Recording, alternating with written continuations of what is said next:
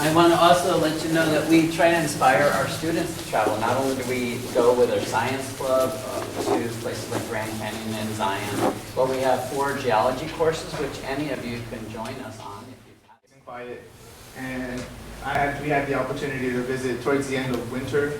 You know, you have some nice air quality. You're able to still see snow. And just the contrast between the white and the red, it's really nice to see. And it really has you transfixed as you visit. So many of you are into the whole hiking trails and everything. There's really nice trails for you to hike, you know, at least an hour and a half. Various faces of cliff sides make up the appearance of the Grand Staircase. At the bottom of the Grand Staircase lies the Grand Canyon. As a result of the rapid uplift of the Colorado Plateau, the Colorado River quickly carved the canyon and exposed more than 1 billion years of rocks. The bottommost rock layer that is currently exposed is the Vishnu Metamorphic Complex.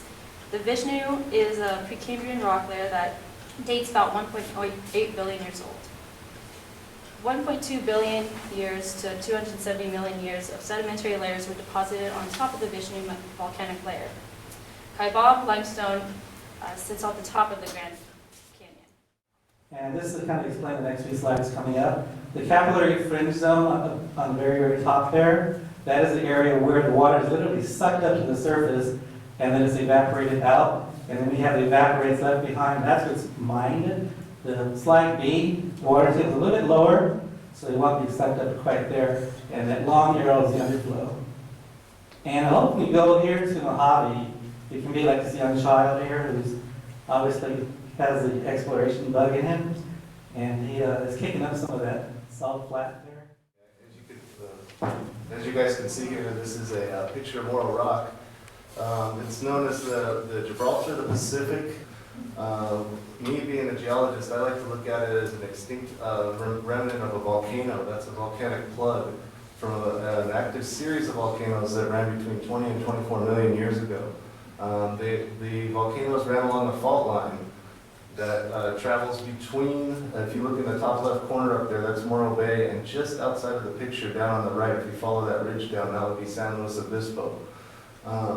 All of these volcanoes range in size, the smallest being Morro Rock at about 575 feet. Right in the middle there where there's kind of a side notch, that's Hollister Peak. It tops out about. The largest of the structures of the coastal sand dunes is a massive star dune that's 300 feet above the lower stabilized dunes and 600 feet above the desert floor. Star dunes are interesting because they're created from wind from varied directions inconsistently throughout the year. So this is just one of the many types of dunes that are created based upon the direction and consistency of the wind force they are subjected to. There's a natural phenomenon of sand dunes, it's called singing sand, that happens under the conditions of extremely dry climate as sand rushes over the top layer of sand as it descends down the sloping surface of the sand dune. Now this one here, this here is Wallace Creek, and I don't want to stand in the projector, but thousands of years ago, the seasonal rains actually went straight across in a line. This is the San Andreas Fault. But as you can see, this southern section is offset from the northern section. And there's a very faint one here as well. It's obviously older because it's not as distinct, it's more eroded. Wallace Creek, the southern section from the northern section, is offset by 400.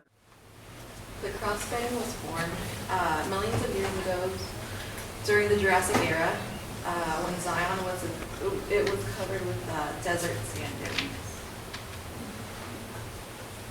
The wind moved the sand grains, forming angled crossbeds that are now visible, and it shows the wind direction movement. The desert topography later shifted into a warm, shallow ocean environment, which covered these sand layers into place with the calcium carbonate that was found in the ocean. There are also, as you can see, stalactites and stalagmites. The stalagmites are from the bottom, and the stalactites are from the top. And when they join over time, they make columns. And that's what we have here. They also have other types of formations that are common to caves. amazing formations. A lot of the formations come from the roof. In big pieces and in small pieces, they have what are called decay straws. So really small, tiny pieces coming down. And then they also have the huge